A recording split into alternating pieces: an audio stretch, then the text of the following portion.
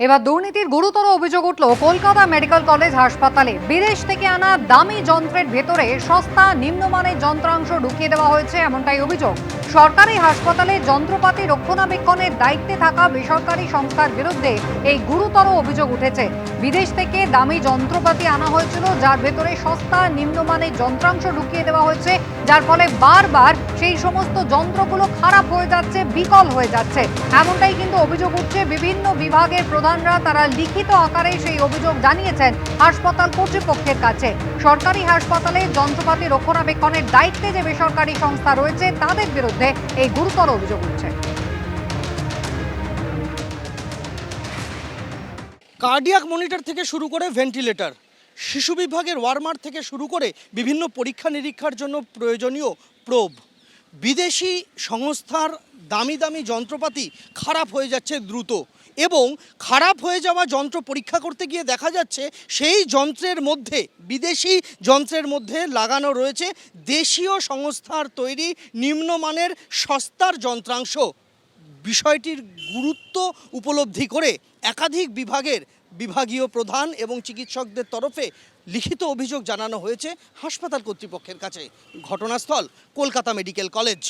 অভিযোগ, এই সমস্ত যন্ত্রাংশ রক্ষণাবেক্ষণের দায়িত্ব যাদের, সেই সংস্থা এই কারচুপি করছে।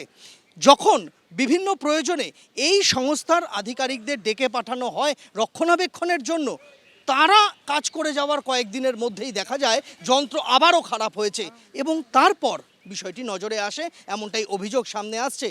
ঘটনার গুরুত্ব উপলব্ধি করে, অভিযোগের গুরুতর দিক উপলব্ধি করে হাসপাতাল কর্তৃপক্ষ নিজস্ব বিশেষজ্ঞদের দিয়ে যন্ত্র পরীক্ষা করান, আর তাতেই গোটা বিষয়টা স্পষ্ট হয় যে অভিযোগ ডাক্তারদের তরফ থেকে করা হয়েছে তা অনেকাংশে সঠিক।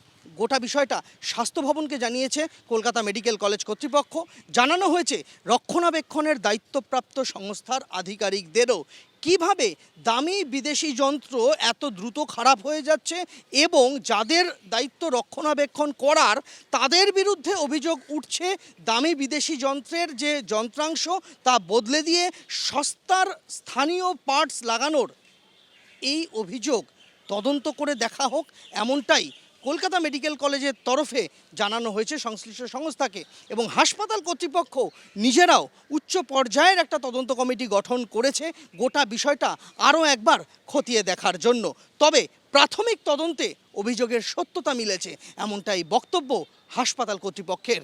স্বাস্থ্য দপ্তর এই অভিযোগ পাওয়ার পর এখন কী পদক্ষেপ নেয় সেটাই দেখার। কেননা রাজ্যের সমস্ত সরকারি মেডিকেল কলেজ হাসপাতালগুলির যা যা যন্ত্রপাতি রয়েছে তার সিংহভাগের রক্ষণাবেক্ষণের দায়িত্ব একটি মাত্র সংস্থাকেই টেন্ডার মারফত দেওয়া হয়েছে। তাই কলকাতা মেডিকেল কলেজ হাসপাতালে ওই সংস্থার বিরুদ্ধে যে অভিযোগ উঠছে, সে ধরনের ঘটনা অন্যান্য জায়গাতেও ঘটছে কিনা তার খোঁজ কে নেবে সেটাই খতিয়ে দেখা উচিত, এমনটাই বলছেন বিশেষজ্ঞরা।